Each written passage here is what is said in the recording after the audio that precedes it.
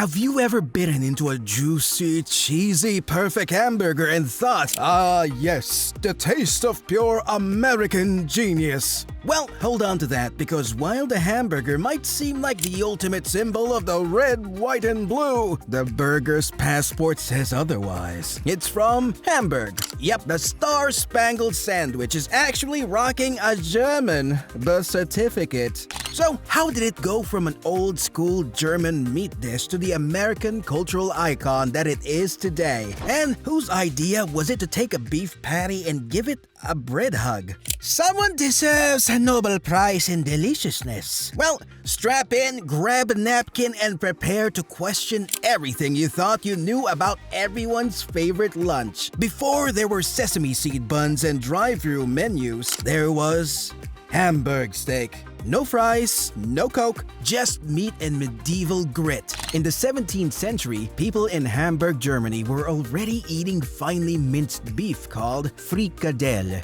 This minced beef was seasoned and often served raw or lightly cooked. It was kind of like steak tartare, but with a German attitude and a strong handshake. The frikadelle was no ordinary meat patty. It was a hearty mix of coarsely minced beef, often brisket or chuck, and mixed with just enough fat to keep things juicy. The seasoning was also simple and to the point, since it was usually just salt and pepper, with the occasional handful of finely chopped onions tossed in for a little sweetness and extra moisture. Think no frills, no gimmicks, just bold, beefy brilliance before Instagram ever saw a food pic. To help everything hold together and give the patty some structure, a binding agent was added, which might have been egg or breadcrumbs, depending on the cook. Once shaped into thick oval patties, they were pan-fried in butter or schmaltz until they had that irresistible golden brown crust. On the plate, it looked more like a mini roast than anything resembling today's slim fast food burger.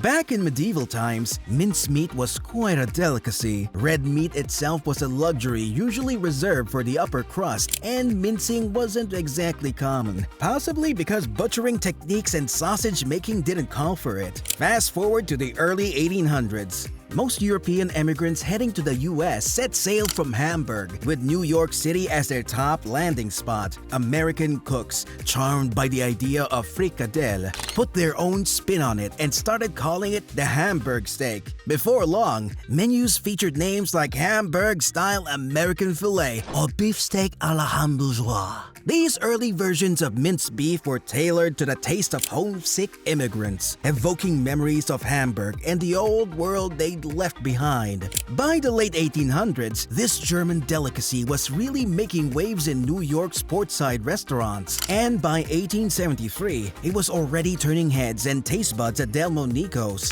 which was one of the fanciest restaurants of that time. Customers could enjoy a plate of Hamburg steak, thanks to the culinary talents of Charles Ranhofer. However, the Hamburg steak was sold for the princely sum of 11 cents, which was actually a lot back then, and it was even more than twice the price of a regular beef fillet. But despite its high price tag at first, the Hamburg steak continued gaining popularity. Why? Well, the answer is simple. It was easy to prepare, satisfying, and thanks to advancing kitchen tech, getting cheaper by the day. By the end of the century, it was showing up all over cookbooks and breakfast menus across America. Talking about tech, the rise of the Hamburg steak wouldn't have happened without a little help from machines. Back in the early 1800s, a German engineer named Karl Dreiss invented the first mechanical meat grinder. It was a total game changer. It allowed minced meat to be produced faster, cheaper, and in larger quantities than ever before. By 1845, American inventors had patented their own improved versions. Before grinders, folks had to chop meat by hand with chisels, which was slow, labor-intensive, and not exactly scalable. So, with new tools, booming cattle production, and a hungry public, the Hamburg steak took off. But with that rise came growing pains. By the turn of the 20th century, the meat industry had become a major player in the US economy. And with that power came corruption and hygiene problems that sparked national concern. There were no government safety standards for most of these meat industries at the time, and companies often cut corners to save money. Workers handled meat in filthy conditions with little oversight. Meat would be processed on dirty floors, stored in unsanitary rooms, and sometimes even mixed with fillers or chemicals to make it look fresh. This all came to a head when Upton Sinclair published The Jungle in 1906. This book exposed the horrifying conditions in Chicago's meatpacking plants. He meant to highlight the workers' struggles, but readers were mostly horrified by the unsanitary food practices. Public outcry was so intense that the U.S. government stepped in, passing the Meat Inspection Act and the Pure Food and Drug Act that same year. In the early 20th century, some genius who still is debated to this day said, "Hey, what if we put this thing between two slices of bread?" And that's how the modern hamburger was born. Depending on who you ask, it happened in Connecticut, Ohio, Wisconsin, or Texas. And everyone's uncle knows a guy who definitely invented it. The truth is, we may never know the exact person, but we know the idea stuck. And soon, hamburgers were switched from placing patties in between sliced breads to using curved buns. Some say Walter Anderson, a fry cook in Wichita, Kansas, around 1916, who got frustrated watching his juicy patties soak through plain bread and fall apart mid-bite, took matters into his own hands and created a round, soft yet sturdy bun designed just for burgers. It was a practical solution, surely, but also a game-changer in burger history. Another version of the tale takes us to St. Louis, Missouri, where a bakery in the early 1900s had a surplus of hot dog buns. Rather than let them go to waste, the bakers repurposed the dough to make round buns. Whether it was Kansas or Missouri, diner or bakery, the burger bun caught on fast. By the 1920s, hamburger buns were everywhere. They were soft, slightly chewy, and made to cradle a hot patty without falling apart under pressure. In the 1930s, sesame seed buns hit the market, adding a little nutty crunch and enticing look. The 1950s brought us the club roll. It was longer, roomier, and perfect for stacking on extras like crisp lettuce, thick tomato slices, grilled onions, and a second layer of cheese. As America's diner and drive-in culture boomed and fast food empires like McDonald's emerged, the burgers became more than a meal. It became an icon. Fast, satisfying, endlessly adaptable, and deeply craveable. Over the years, a cast of colorful characters and real-life personalities has helped turn the humble burger into a global icon. Some are entrepreneurs, some are entertainers, and a few are even fictional. But they've all added their own flavor to the burger story. And the first one that comes to mind would be Ronald McDonald because, trust me, no conversation about burgers can begin without acknowledging Ronald McDonald. Ronald was introduced in the early 1960s as a red-haired, red-nosed clown, and he quickly became the face of the Golden Arches and, in many ways, the global face of the hamburger itself. Ronald! Ronald! Ronald! Ronald! Ronald! Ronald! His cheerful persona was designed to appeal to kids, but his reach extended far beyond playgrounds and Happy Meals. Ronald became a symbol of fast food culture, convenience, and Americana. He didn't cook the burgers, sure, but he sold the dream, and millions ate it up. Behind the scenes, the man who helped build the McDonald's empire was Ray Kroc. If you're going to put education on the basis, a traveling milkshake machine salesman who saw something special in a little burger joint run by the McDonald brothers. Kroc was the force who franchised and scaled McDonald's into the behemoth we know today. It was Kroc who standardized the menu, engineered the kitchen workflow, and turned the burger from a regional specialty into an international staple. Without him, it's hard to imagine the hamburger having the same global reach or the same consistency from Kansas to Kuala Lumpur. As burgers became more embedded in American culture, they also started appearing everywhere, from food TV to music videos. And that's where a new generation of burger ambassadors took over. And one of them is Guy Fieri, the spiky-haired, flame-shirt-wearing host of diners, drive-ins, and dives. Fieri doesn't just love burgers. He worships them.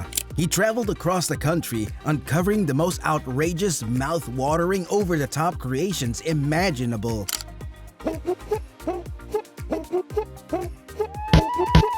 What do you recommend for the best hangover meal? They want comfort. They want reminiscence. People want things that they understand. They need a moment of, they need consoling. I think a bacon mac and cheese burger. A bacon mac and cheese burger. A really nicely toasted bun, both sides. Perfectly cooked burger. Really nice mac and cheese, tender pasta. Whether it's a triple stack brisket blend with jalapeno aioli or a perfectly grilled smash burger with house-made pickles, Fieri brings the passion of a true burger lover, elevating comfort food to rock star status. Then there's Shaquille O'Neal, whose burger journey is less about eating on camera and more about building behind the scenes. The NBA legend is known not just for slam dunks and size 22 shoes, but also for his impressive portfolio while signing multi-year endorsement deals with several burger brands.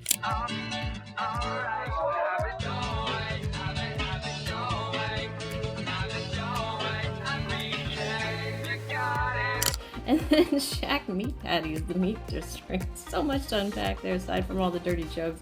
No one on the... Check it out, Shaq now has a beef patty called Meat District.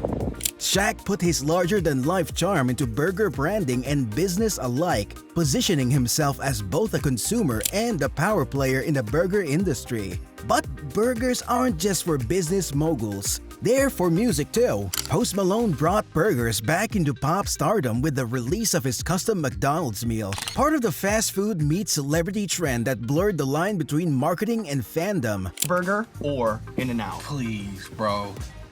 Please.